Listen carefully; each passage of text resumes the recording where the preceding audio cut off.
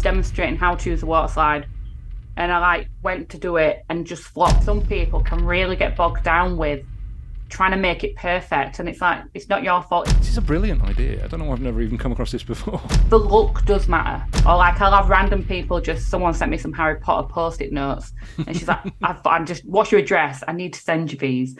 On today's episode of The Engaging Marketeer, I am speaking to Laura Burnett of IT Moon, who is a self-confessed geek. She is a tech geek who masters software in a matter of minutes, and she is a funnel builder and email marketer.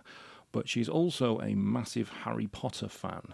Now, I'm not a big Harry Potter fan, so I'm gonna have to blag this one, but I have been to Harry Potter World, and I have been to Universal Studios, and I've got to admit, the Harry Potter ride at Universal Studios is one of the best rides I've ever been on, so I think I'm going to be okay with this one. So let's find out from Laura how she does what she does and what advice she's got on building landing pages, funnels, and email marketing. Among your main skills that you have, I believe one of the things you talk about a lot is funnel building. Yes, that is correct. I didn't mean to do it. It kind of happened by accident, and just where all the best things do. Went. All the best things do happen by accident. They do. I was literally just in a meeting with my team, and we was looking at, we track everything by different groups. So we did social media, we do SEO, we do tech, we do funnels, we do all the different stuff. We track it by category. And it was social media was 20% of our business in January. And now it's 5% because funnels have taken over. It's just totally taken over everything. So when you say funnels, are you building funnels for clients? Yep. So we tend to build them from very simple funnels, 3-step kind of funnels. We'll build the landing page. We'll build the lead magnet, no matter what it is. If it's a quiz, if it's a course, if it's an ebook, whatever that lead magnet could potentially be, even evergreen webinars, all that kind of fancy stuff, all the way to connecting it to email marketing, writing the emails, getting the upsells done, and then tracking the progress as well and seeing, is it actually being successful and hitting the conversion rates you'd expect and all that kind of stuff. Which is the important thing. Is it actually getting leads into a business? Exactly, yes. So let's look at the actual funnels themselves. What software are you using typically, or do you use a range of different bits of software for it? I use a range of software. I obviously have my favourites.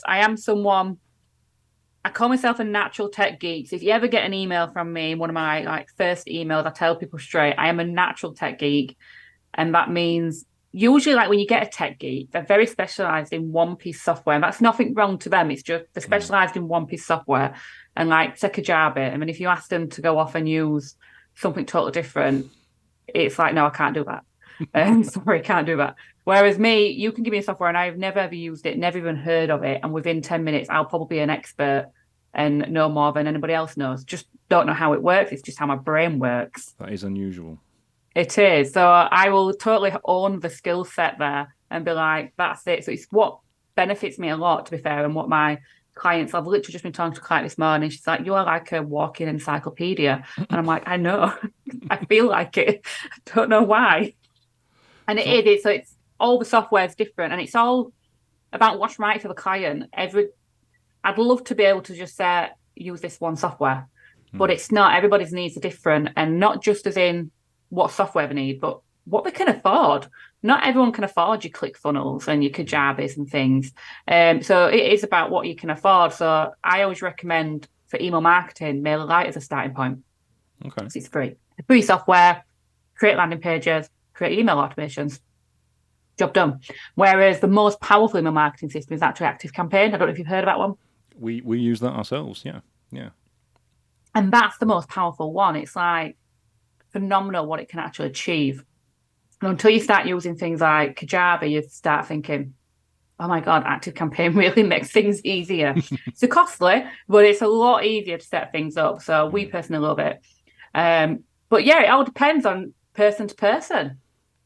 So what about a number of people I've talked to this about, and they sort of recoil in horror? What about Infusionsoft or Keep?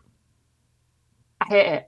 Yeah, I hate it. I've been in it. Obviously, it had the name a while ago of Confusionsoft, so yes. I think they renamed to Keep to try and get away from that, maybe. But I do find it still very confusing for people. Like we do use it for a couple of clients. We use it for them, and I just think it's so behind with the times and where Mm. things are moving forward. They just seem to still be stuck in confusion soft world. I love that. So you, as a self-proclaimed geek, a tech geek, even you, Infusionsoft, no. Honestly, I think it took me 15 minutes instead of 10 minutes to become an expert at it. It was like, oh my goodness me, what is happening in here? I was like, why is this here? Why can't you just make things simple to find? And it's Mm. like, if you just want to find an open rate, you must have to go through about 5 different pages to get there. It's ridiculous. Mm. Yeah, We like simple. it is awful. Yeah, it was Active Campaign's very intuitive. It is, yeah, very good. And they've got a good feature in Active Campaign called Goals, Mm. which just makes things so much easier. I could literally go on, hover over a little button, and it'll tell me what my conversion rate is for that whole funnel just with by hovering over it. Mm. And that's all because of the goals feature that it has. Yeah. So when you're taking on a funnel for a client or for yourselves, what's the first thing that you look at before you start building something? I have to get all the pieces together. It's like a jigsaw. So like I've just been talking to a client now. She wants us to get a lead magnet out into the world. So it's like, right, okay, what's the end goal first? What do you want them to do? Mm. Because a lot of people will be like, I don't know. But it's like, well, we need to know this first. Yeah. You know, what do you want people to do? Because that lead magnet has to take them on that journey and be like, right, I want to take this next step. And also, if the next step is book a call, don't just put a phone number. Use Mm. Calendly, Tidycal, Acuity software, use all that kind of stuff. Because if you just want a number, no one's going to do it. No. So we need to make it nice and simple. But then, once you know what your end goal is, make that end goal automated. So, like we said, just not a mobile number. Again, if it's buying something, get a checkout system. Make it so that you click a button and you buy. Mm. And then it's how can we make them emails get them to that journey? So we look at things like the pain points, what's the transformation, and things like that. And then we look at the lead magnet. You know, that's the last thing. And it's got to be insane value. Like, how many ebooks are there in the world? Just a few. Just a few, isn't there? Like, there must be like, how many times do you get things like 7 top tips? That should be a blog. Mm. That should not be an ebook. Yeah.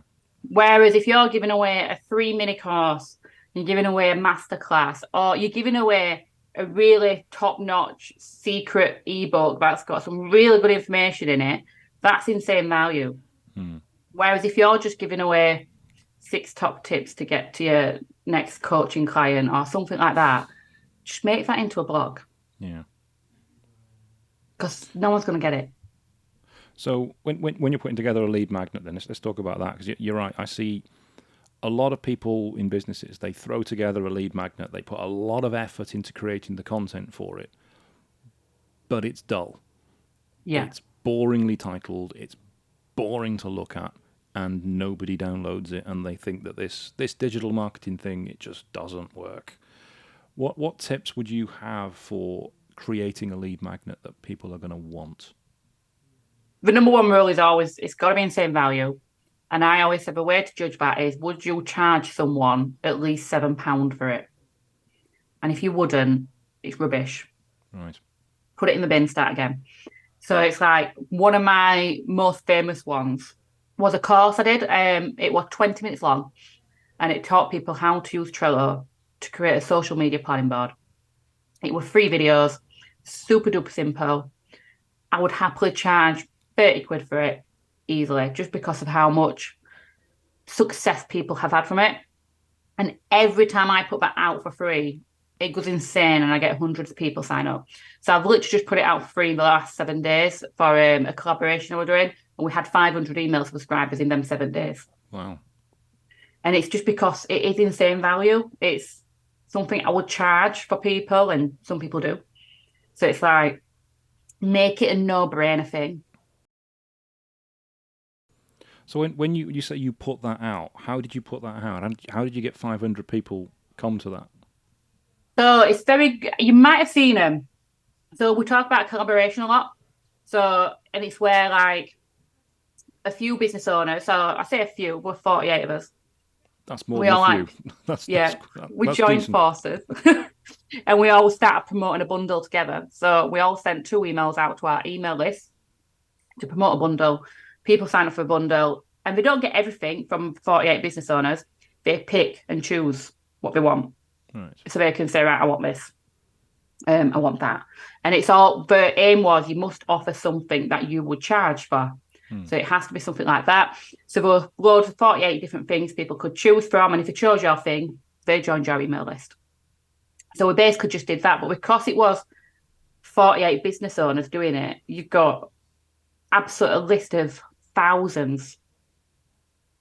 So you get a lot of sign-ups to it. So it works really well. I've never heard of anything like that before. Is that something? Have you never? No. Have you guys put that together? I didn't. It was someone else who put this one together. So I just always keep an eye out for them. Christmas time is really popular for them. A lot of people do like an advent calendar. So every day you get something different from a different business owner. But it works really well. So like, I think there were 3,000 people who signed up to the whole thing. But only the person who organised it gets all 3,000. And obviously we got 500 out of it. So we're pretty happy at that. So how does that work? What's the mechanism for that? It's very simple, really. So it's just a landing page. People fill in the form. That goes into that pool of 3,000. Right. Redirects them to another landing page, which has like 48 products listed. And each one will have its own button that takes it to, it has to be like a checkout page or something where they can basically access that product. So for me, it was Thrivecart. So they'd fill in a Thrivecart checkout using a discount code. So it showed it used to be 27 quid. You're getting it for $0. And then obviously they just join my list through Thrivecart. So people operate their own checkout system. So you, as the person running it, doesn't have to do that. I see. Right. I get it. So, but some people do it where you would get all them 3,000 emails. But I'm glad the person didn't do that because I'm all about quality. Yeah. Not the quantity. Yeah, because then otherwise you'd get people on your list who weren't interested in what you do. Yeah, exactly. Yeah. So I really enjoyed how she did it because it was like you only got the people who were interested in your stuff. This is a brilliant idea. I don't know. I've never even come across this before. It's absolutely amazing. And I think it will become more popular over the next couple of months, I think we'll see more of it. Yeah. So that's my marketing prediction. Well, I don't deny it. So 48 businesses, obviously your digital marketing, were there others in digital marketing or were they all different types of? Yeah, there was some in digital marketing. It had to be something that would help business owners. So it had to be something that helps service-based business owners in this particular niche. Right. So you do get some that are focused on certain stuff. Okay. On the initial landing page, I presume that was a ClickFunnels. No, it wasn't a ClickFunnels one. It was just literally a normal landing page built on a WordPress website with a form for people to sign up to. So they put their details in the form. They then go through to the page. There's 48 different buttons, and presumably they could do all 48 if they wanted. Yeah, but I bet a few people did. They can go through all 48. The person ran it really well. She even had like a Google Drive, which has social media graphics in, social media swipe copy, email swipe copy, so that if you wanted to go down the total lazy route, you could just copy and paste the email into your system and send it out to promote the bundle. So it was all set up really smoothly and perfectly. And it just meant then no one had excuse. And the person was really organised at the beginning. So I think she had more than 48 people apply to obviously be part of the bundle. But she actually took the time to check every person's system to make sure it was smooth sailing and it was a good product at the end of it. Make sure it was quality. I love that. I'm going to look into more of that now that you've told me about it. It is really good. Fantastic idea. And I saw one last year, and I know my client did really well off it. I think she got like 1,000 new email subscribers, but that was one of them where you did get every email that signed up. But I prefer these ones where you just get ones interested in your thing. And that can obviously, if you've got an email list and you've only got 100 people and you manage to get into one of these collaborations, If you manage to get 500 emails, that's like a huge boost to your email list. And if you've got the basics set up in your email list, like of course I do, because otherwise I teach email marketing, it'd be very wrong. It's really good. So I have a welcome sequence. So when people are brand new to my world, they get some emails, and there's one where there's a gif of me like celebrating and cheering because that's just the personality that I am. Yeah. And I want to get that across. So they get 4 emails just finding out about who I am, what the hell IT Moon are, what our team are about, a bit of fun in there as well. No sales pitch whatsoever. And the amount of responses I'd had from them 500 people as well. So I must have had about 50 email replies out of them 500. Where they've got my welcome sequence and be like, I can't wait to see your content. I can't wait to get more emails from you. And it's like, that's it now. They're set up for life because they've got the welcome sequence from me. They're set up, they're ready to go. And we've already got 2 new clients from them 500. Wow. So I haven't even sold to anybody yet. I was very naughty as a funnel person and I forgot about this collaboration date. And then one day I just logged on my computer and went, oh my God, where are all these signups come from? And then I was like, oh no, I forgot to set all the emails up. I was like very delayed in getting everything set up. But we managed to boss it through, get it all set up, and then obviously it's been smooth sailing since. I love that. I'm definitely going to be doing that now. I love everything about what you just said there.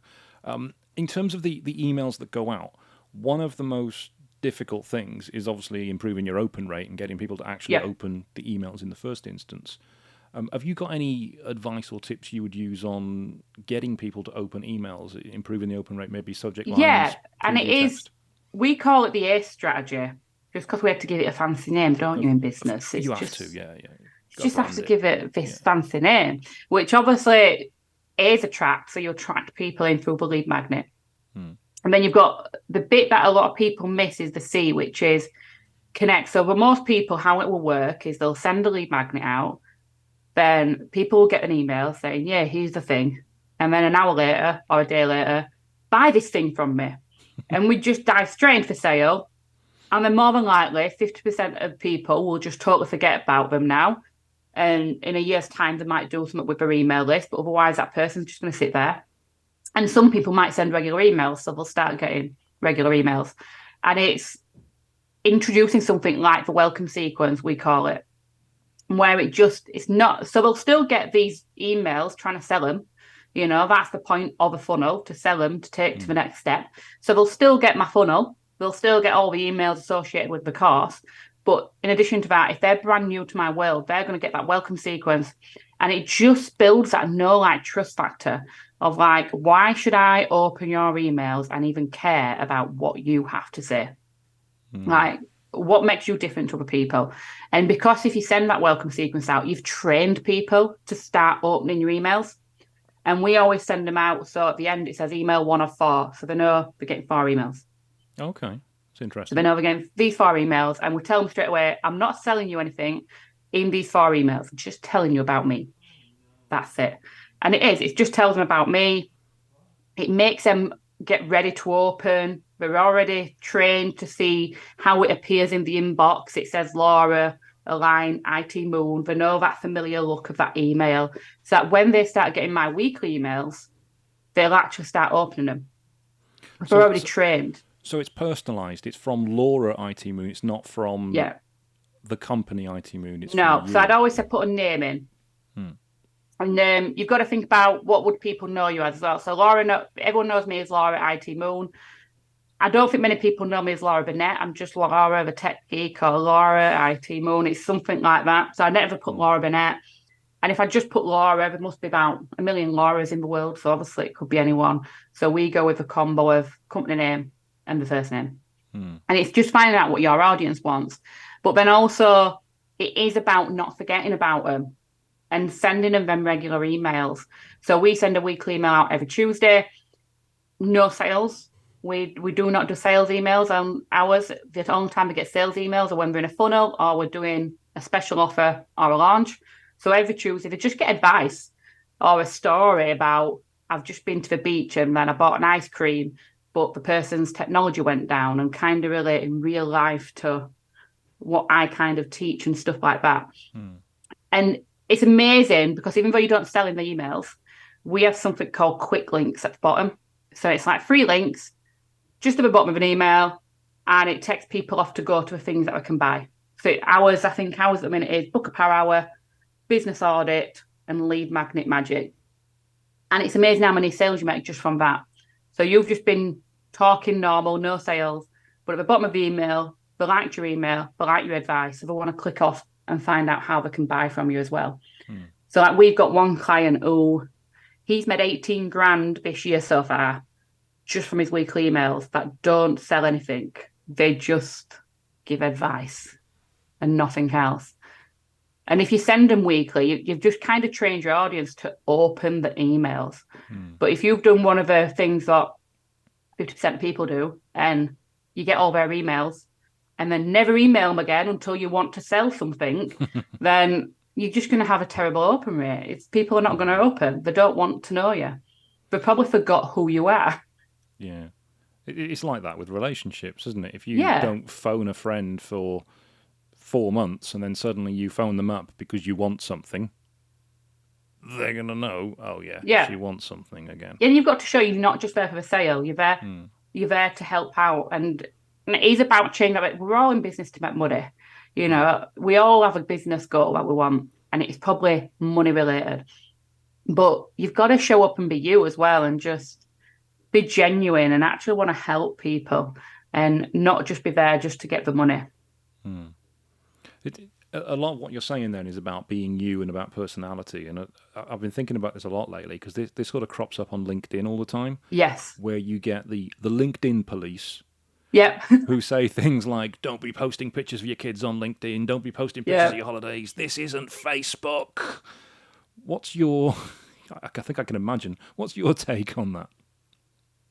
Oh, I'm full on me. So if anyone ever goes to my LinkedIn, I always remember I spoke to a new client the other week and she went, oh, I loved your video the other day where you went to do, I did a video where I was outside the garden with my kids and there was a water slide and I was demonstrating how to use the water slide. And I went to do it and just flopped and didn't move. So I just put it on LinkedIn. I was like, there you go. It's like your business. I changed it to a business story. It's like your business. You think it's going to go amazing. You're ready to launch. You go and then nothing. You just didn't move. And I went on a call with a new client. She went, oh, I love that video. It made me laugh. And it was like, I just was showing up as me and I always will. I don't care if I'm embarrassing. I don't care if people hate it or love it, whichever, take it how you want, but you're only ever going to get me because it's easy being me. Whereas I'm trying to be someone else, it's just going to be forced and I'm not going to enjoy it. And then I'm not going to do my marketing, so I'll not enjoy it. And at the end of the day, you want to work with people who like you for you and not. It's same with friendships and stuff, isn't it? Like relationships. You only want people who want you for who you are. You shouldn't have to change who you are. And it might be that you're not that person who goes down water slides. You might be that person who sits in the corner nice and quiet and reads a book. You know, talk about that and share yourself. You don't have to be an outgoing person to have a personality. It's whatever your personality is, just be that person. Because you can see in emails, you can always tell when an email is from a template. It's like, yep, that does not sound like that person whatsoever. Or it sounds like AI because they've obviously written on ChatGPT instead. So it's like, you know, just be you and show up as you. No, I love that because even in networking, any type of business, there's some people who think they should keep themselves to themselves, keep their private life separate. Yeah. But if you are yourself, you'll attract the kind of people who naturally like you, and it makes working with clients easier because they're working with you because they get on with you. If you hide stuff and you try not to have any personality, you could end up working with people who, quite frankly, you don't like and don't get on with, and it makes it more difficult. Exactly. And it could be like if you are a person who is very professional, you know, you want to keep things professional, well, be that person on LinkedIn. So then you attract the people like that because more than likely you ain't like working with a person maybe like me who is all about the fun and I'm enjoying it and, you know, mistakes happen. Don't just laugh about it and move on. So you probably won't like working with me. But if you was trying to be someone else and trying to be an outgoing person when you're not, well, you're probably not going to attract the right clientele, are you, for you? I mean, speaking of which, I was looking at some of the work you've done earlier on, and one of your clients is somebody I followed a long time on LinkedIn. Oh, is it? LinkedIn trainer, Leah Turner. Oh yeah, it's Leah. Yeah, she's fantastic, and she talks about that sort of stuff all the time on All the LinkedIn, time, and yeah. so much personality in what she puts. And it How did is, you? you're getting Leah and you're not getting someone else. It's Yeah, she's genuine. She shares about her money goals. She shares about where she's going on holiday and all how why she does her charity work. She shares about the ups and the downs. She shares all the cringe stuff. I always like a weekly letter she sends out about the cringe stories of people being DMing her. And it's just about being you and yeah, showing up. yeah. She posted a while back about something to do with I think she's having work done in the house and a builder and some Yeah, of the weird stuff that was going on there. But the it was just joys of it. fascinating. It was fascinating to listen to. And it's because especially when you get to like Leah's level, people want to know what happens behind the scenes, and it's nice for her to show that she's just a normal human being like Mm. anyone else. She has kitchen renovations going off. She's got a son who wants to play football still and has to manage that at the same time. She's got clients. She still has mental health that you've got to look after yourself and things like that. And it is about just show up as you and show people who you are, and then you can continue the success that you're achieving, which of Mm. course she's achieving a lot of success. Yeah. You touched on it a moment ago, and it's a subject that everybody's talking about right now, and that was AI and Yes. ChatGPT. Some people use AI to write their blogs. Some people use it to write their newsletters, their emails. Some people use it to write their landing pages. Yeah. What's your impression of it? If used correctly, it's really good. It saved me and my team time. It's actually helped me in regards to training my staff because, like, we're so busy. A lot of jobs were reliant on me, so I had to start training my staff. And something hard to teach people is the switching a piece of text into a nice big long blurb. So we do as a team. We use ChatGPT still, and we don't use it though to say write me a landing page, and we just use all that content. Mm. No, it's none of that. It's still going to sound like the person, but it's good for ideas. So, like, if we were creating a landing page for someone and we're creating a section which is like 3 things you're going to learn from this lead magnet, we could easily put a load of blurb in to chat GPT about what the lead magnet is and say, right, can you come out with 3 learning points for me? And it'll come out with 3 learning points. And we can look at these learning points, like, or sometimes we don't even say 3. Sometimes we just say, can you give us a few learning points? So we've got a few to choose from. And we'll be like, right, we like these 3. Let's reword it, make it sound actually like the client, and we'll use it. So we use it more of like that kind of thing. So not for direct copy and paste kind of stuff, but more of just helping you in the idea process to move things along quickly and Mm. doing the research that you need to do. So if you are struggling for email ideas, I could easily just jump into ChatGPT and be like, right, this is what I do as a business. If you use ChatGPT well, you'll know how to, people call it a seed, where you have like a bit of a blurb about your business that you copy and paste every time in and say, this is my business right now, write me this. So you might say, give me some ideas for an email, and it'll give you some ideas and you can go off and write them emails then Mm. based on them ideas. But I wouldn't recommend it for, hi, ChatGPT, can you write me an email that's going to do da da da da da da da? It's not probably going to work well. I have used it for some times where I'll copy and paste my emails in and put, can you just add a bit of magical words to it? So anyone who follows IT probably knows I'm a Harry Potter geek. I love Harry Potter. So everything has a magical theme to it, such as I always end an email with magically yours, just to make sure it's in there. Anytime we've created something, it's always got wizardry on the end. Just it's how it's gone. So it's like I will chuck that in ChatGPT. Say, can you add a bit of magic to this? And it might reword a couple of things just to make it sound a bit more magical. And it Mm. saves me the brain space of doing it myself then. So it's good for things like that, but it's not good for them direct copy and pasting, write me a whole blog kind of thing. I don't think it really works that well for that. Mm. You've mentioned Harry Potter. I'm not a big Harry Potter fan, uh, but my daughter is, and I've been to the Wizarding World of Harry Potter Yeah. at Warner Brothers Studios, and I've been to Hogwarts in Universal Studios in Orlando, and that Harry Potter ride is for me one of the best rides. I haven't been there yet. I'm You've not gutted. been?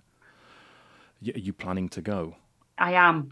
I am when I become rich and famous. Oh, genuinely, as I say, I'm not a Harry Potter fan, but that Harry Potter ride underneath Hogwarts Really good. until Star Wars: Rise of the Resistance launched at Hollywood Studios, that was the best ride in Orlando. I can't wait till I go. It's phenomenal. It's phenomenal. It is. And I like the fact that Harry Potter's part of my business because it is something I've loved, I've grown up with. And then I think one day it just randomly got brought into some branding and then it's just stuck. But it's like, I always encourage people, because you show up as you and you show your interest, people will recognise you better. Like a client messaged me the other day, I thought about you the other day. I saw some Harry Potter sliders in the shop. And I was like, so I've got clients thinking about me randomly while they're walking around the shop because they've seen Harry Potter. Or like I'll have random people, just someone sent me some Harry Potter post-it notes. And she's like, I'm just, what's your address? I need to send you these. But it keeps you front of mind of people, just so when anyone sees Harry Potter who knows me as a client, they're like, remember Laura, And I think it's good if any business can get something like that in there because it'll make you remember that client. No, you're 100% right. I mean, everyone knows that I'm a Star Wars fan. Yeah. I've done there's videos on our website. We did one with droids from Star Wars lands. So we got some. I do love Star Wars too. Shot a video, and somebody at a networking meeting brought this in for me a couple of weeks ago. Oh wow! Little Mandalorian mug. For those listening, it's Grogu, or Baby Yoda for the uninitiated. He saw that and he thought, Darren's going to want that, and he just brought it in for me. And it's great that's the beauty people, of it. They make that association, don't they? They think, oh, you're going to love that, and they just get it for you. So you get loads of free stuff. Yeah, you do. And it's very good to put into your marketing. Just if you're ever struggling to what to call something, you just switch the theme up a little bit to be about what it is that you love and enjoy. Yeah, and just put it out there. I did a talk yesterday, actually, for a mentoring group about become the master of the LinkedIn universe. And I thought, I need a photograph for this because it was an online talk. And then, what can I do? And suddenly, I've got this sat on my desk. So I just put He-Man into it because he's the master of the universe. And that's the thing. So there you go. You just incorporate it. People know. They don't expect it. But if you have that dry business personality, you can't do that. Got to show up as you, don't you? Yeah, get your personality out there. Yeah. Now, I would like to ask, how much time we've got time. I would like to ask some in-depth questions about funnels and landing pages, if we can. Of course you can. Because the landing page is obviously very, very important. It needs to convince somebody that what you're offering, whether it be a mini course or a lead magnet or free or paid, convince them that they need it, convince them that they want it and what it's going to do for them. What elements do you think are important, and how would you incorporate them into a landing page to make it convert? So I'm literally, while I'm here, I'm just loading up a page on my thing because I have templates that I give to people when they need to know how to lay out a landing page. So the one thing I will say about landing pages is the look does matter. And I wouldn't think I'd be a person to say this because I am not a creative graphical person. Ask me to draw a stick man and it'll not even look like a stick man. This is why I have someone in my team who does our graphics. It's like, I don't do the graphics. And it is about, there's a certain, you've got to make it look nice. It's got to have the padding and stuff. So there's no excuse for having a landing page when you look at it and it looks like a 2-year-old's done it. No one's going to probably sign up to it. If you want the landing page to convert, it does need to look nice. So follow tutorials, use templates if you have to, whatever you need to do to be able to make that landing page look better. Use a professional if you need to. Sometimes it's good just to pay someone to do a landing page, and then next time you need one, you can just duplicate it and edit the text. It's a win-win then.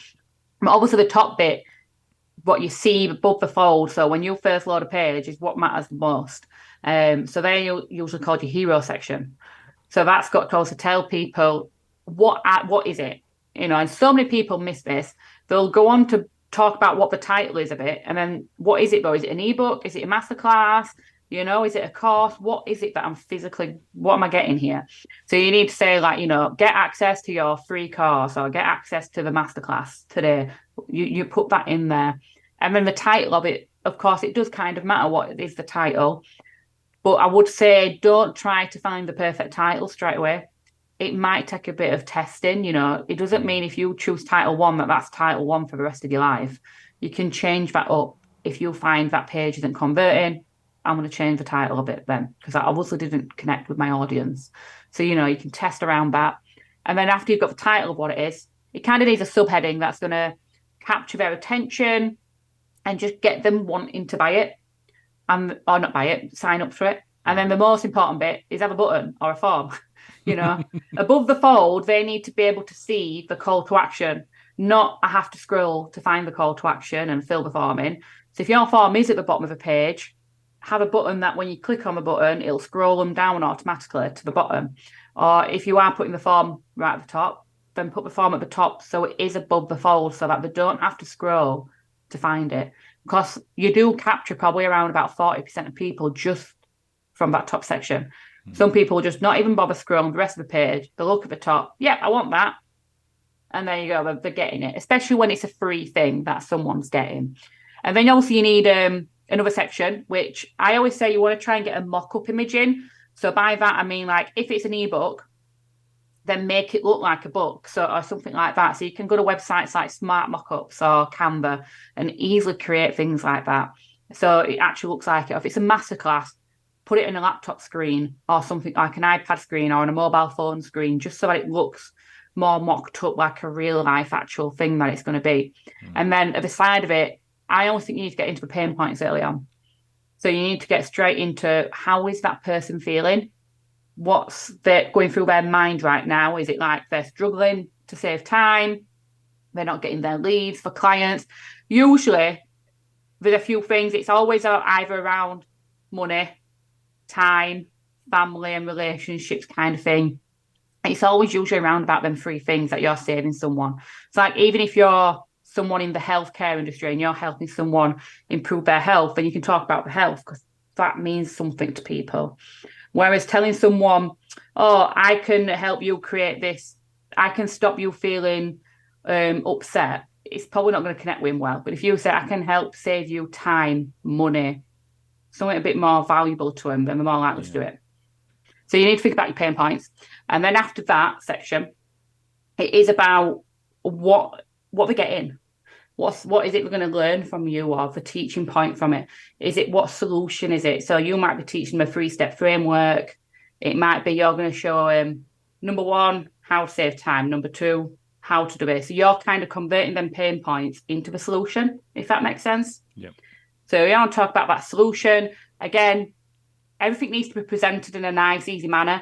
So don't just chuck text in there. Try and use things like icon boxes. So maybe it's got like a tick icon and then some text underneath, or an image and then some text underneath. Try not just to make it full-on text-based because people don't like full-on text. And then after that, you could just have the form and leave it at that. Nice and simple. I'd call that like a medium-length page.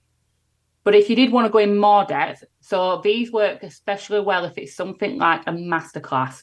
Not really an ebook. If you're doing like an ebook, I would say you don't need it any longer than what I've just said.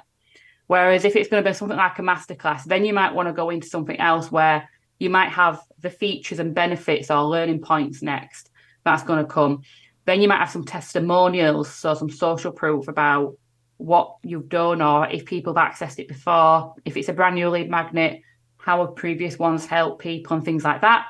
And then you might have another section, which is about you, meet whoever it is you are, give them a little blurb about yourself and a picture of yourself. And then, again, probably have the form. And I won't make it any longer than that.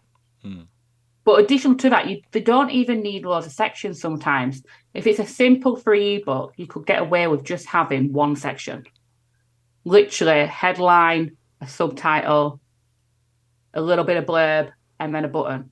It doesn't need to be any more in depth than that, really. You could just have that one section above the fold.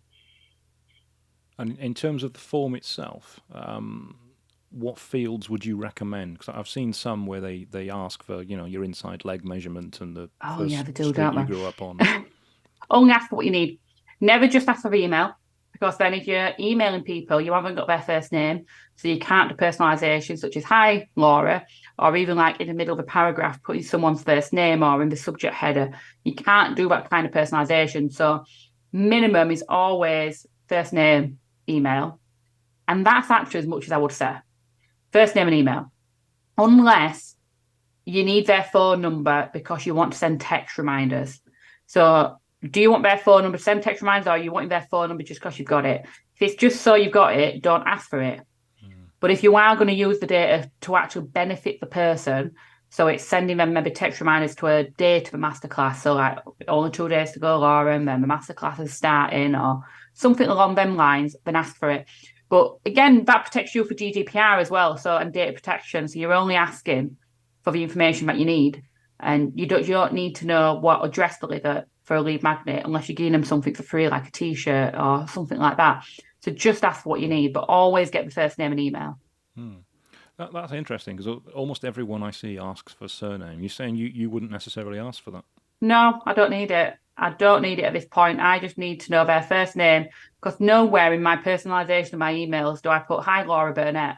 I never put their full name or put it in the middle of a paragraph, or I don't need the information because the more fields you add, you're just lowering the conversion rate of that page every time you add a field to it. So just keep it to the information you need. And then you'll get the first name eventually when they become a client. Because if someone signs up for like an ebook from me, for example, I'll get their first name. But then if they go on to book a call on Calendly, I'm going to get their full name because Calendly does ask their full name. So I want to know who I need to search for on LinkedIn and things like that to be able to do some research into them. So I do ask for the full name if it's like booking a free call, for instance.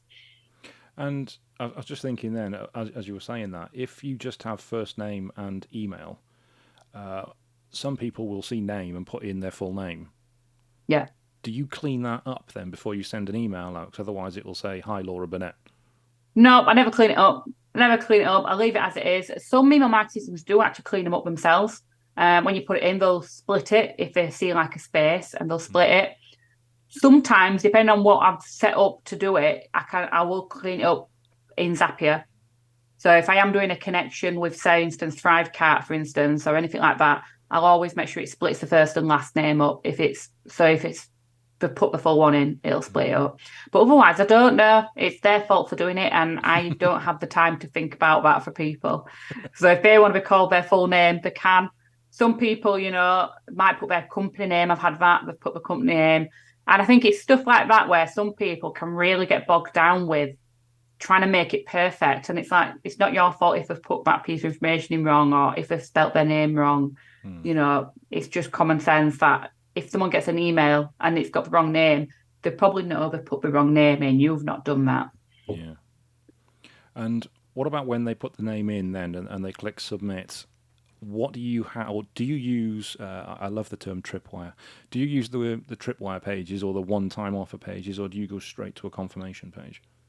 It depends. Depends on what I'm doing. So sometimes I do, sometimes I don't. So all depends on the actual funnel itself. So we're just setting up a simple lead magnet. It more than likely will go to a thank you page, and that thank you page will have the upsell on it. I'd always recommend whatever that next step is, just put it on the thank you page at least. Even if it's book a call, buying a product, whatever that is, put that on there.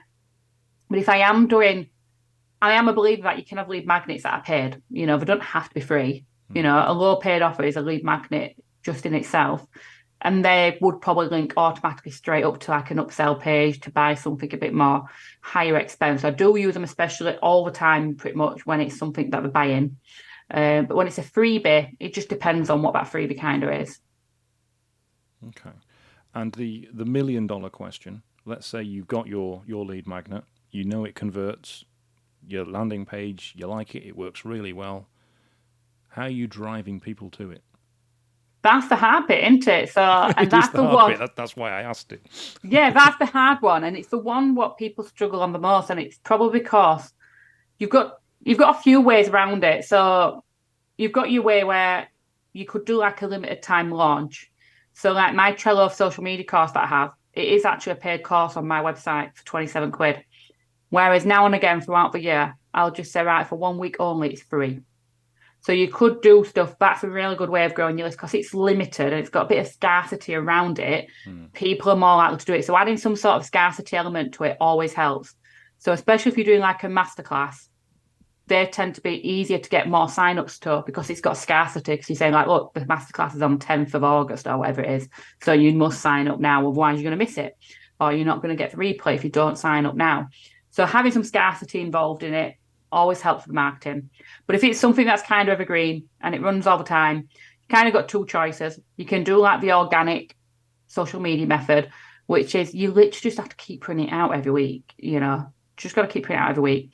You've got to think about the spots where you could put it to get extra attention, such as like if you're on LinkedIn, can you put it in your bio link. So you can have a link at the top of your headline. Can you put it in there to get it?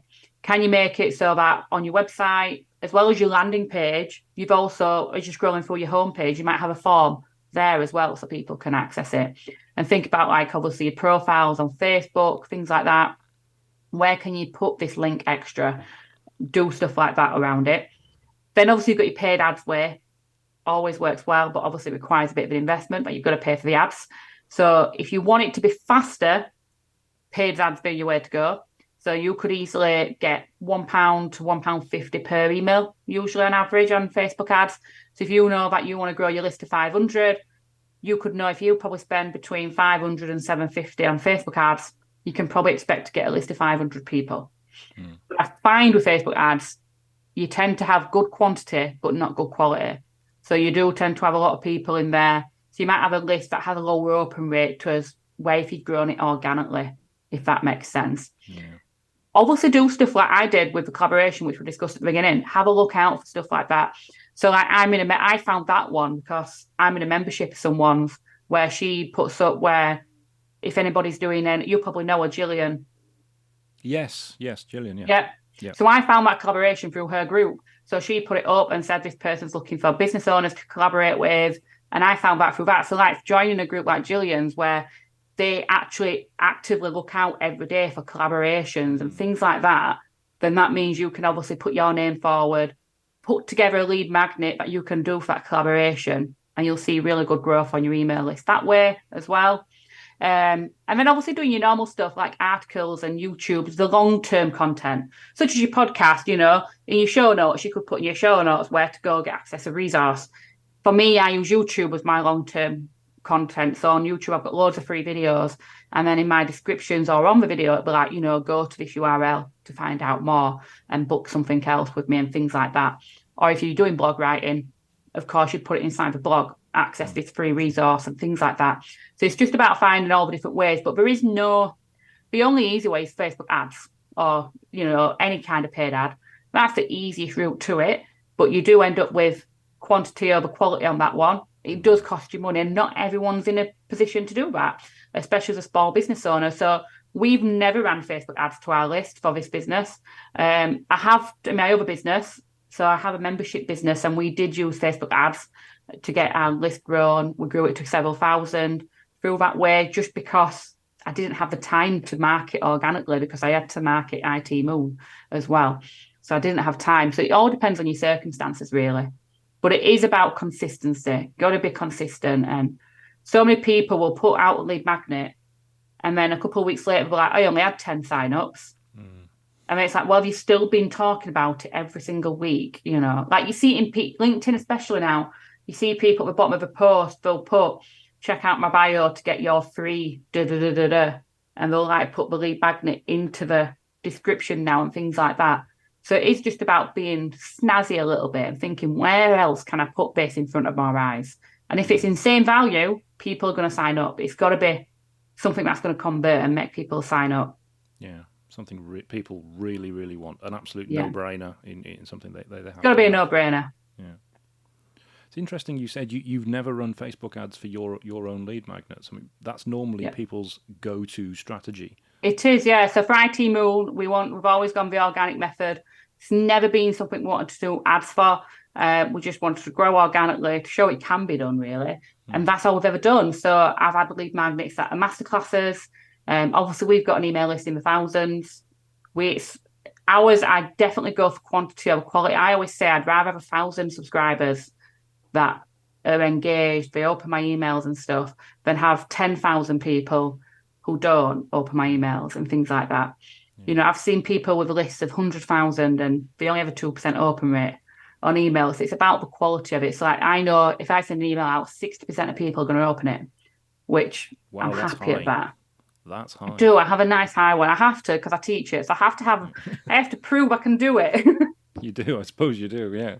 You do, and that's why a lot of people come to me, to be fair, because I practice what I preach. Yeah. So anytime someone signs up to like a free new client meeting call with us, they'll be straight in my welcome sequence, and they'll always say like, I want to go with you just because you're practicing what you preach. Like, you're doing what you're telling people to do, and I will only ever do that. But again, on the light side, because I know paid ads work in my other business, the Thrive Business Academy, we did use Facebook ads for that, and only Facebook ads. We did no organic marketing. It was just Facebook ads to show you can do either way. Both ways work. It just depends on what your ability is in regards to how much money you have to spend and throw at it. And also, like, the size of your audience currently. If you've got a good social media following, you don't need to use paid ads. Yeah. Whereas if you have got a small following and you've got no budget, you've got to expect that it's going to be a slow burner. It's just going to gradually, but get up there. But 100% everyone needs one, because like I was talking to someone the other day and they don't have an email list. And I said, so if you put a post out today, that post, maybe 2% of people who follow you will see it.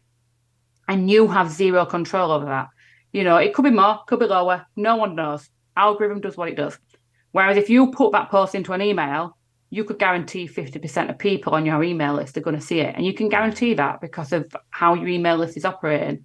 So I know if I send an email out today, 60% of people will see what I've put in that email. So it is about, everyone needs that email list just to build that deeper connection, because it does make a huge difference. I love that. There's so many business owners I speak to, not clients of ours, thankfully, but so many business owners I speak to who say, I don't need an email list. I've got 10,000 followers on Facebook or 10,000 on YouTube, whatever it is. And they don't realise that you don't own them. What happens when Facebook cuts you off? That's exactly. It's gone. I think I made a post today actually on LinkedIn. I was saying how, we've had a record month when it comes to leads, but them leads haven't come from one place. Like, we've had leads from LinkedIn, we've had leads from email marketing, we've had leads from YouTube, we've had leads from referral marketing, we've had leads from us just being listed as a mailer light expert, so we get leads from that. So they've all come from different areas. So if one of them cut off, I'd still get leads coming through because they're coming from different areas. If I just focused on one and just LinkedIn, I'm never going to grow. So I'm always someone who says every business owner needs some short form promotion. So that's like your social media platforms. So everyone needs one social media platform. Pick one, concentrate on one. You don't need them all. Pick one. And then everyone needs email marketing, no matter the size. Even if you've got a list of 50 people, you can still make it worthwhile. And everybody needs something long form, like a podcast or a blog, YouTube videos, something that's a bit long form content. And if you can get them three things running for your business, you've got leads coming in. It's easy. It's easy. It's easy. That's it. That's it right there. You just summed it up. But a lot of people miss the long form content and the email marketing. Everybody just goes social media. Yeah. And you've got to guide people off social media into something else. So for me, it's guiding them into my YouTube channel, or it's guiding them into actually getting a lead magnet and getting on my email list. So it's like you've got to guide them somewhere from social media, because as soon as you put a link in your social media post, it limits it, doesn't it? Massively. You barely get any reach on it. So you're never going to make a load of it. As we're almost running out of time, but I feel like I could talk to you for hours. What's the best way you think of getting people from social media into an email list? It 100% is just a lead magnet. That's insane value. Totally insane value lead magnet. Something that's no-brainer. Think about, if you're struggling to think of an insane value, then just think of what's your next product you're going to sell for 27 quid. And then make it free. As much as it'll kill you, just make it free and you'll love it then. And you can just do it in limited time for free. So just say for 2 weeks only, this lead magnet is free. It could be like a playbook, hidden secrets. What knowledge would you charge someone for and give that away free? And that's how you'll get the best upkeep on that. I love that. That's brilliant. We are pretty much out of time now. But if somebody wanted to get in touch with you, to talk to you about lead magnets, to talk to you about email marketing, or even just to talk about Has a Potter, what's the best way for them to reach out to you? 2 places, really. So over on LinkedIn, just search Laura Burnett. Hopefully I'll come like near the top, I hope. And obviously go to itmoon.co.uk and have a look around, and you'll be able to book a free chat in with me if you're interested in working with us, or you'll see all my YouTube links and stuff like that over there as well. Okay, thank you very much. I will put all of those links below the description for the YouTube video and for the podcast that anyone's listening to right now, whatever platform you're on, those links will be below in the podcast description, so you can get in touch with Laura that way. No problem. Thank you very much, It's been a pleasure. Thanks for having me. Thank you. I loved it. Thank you.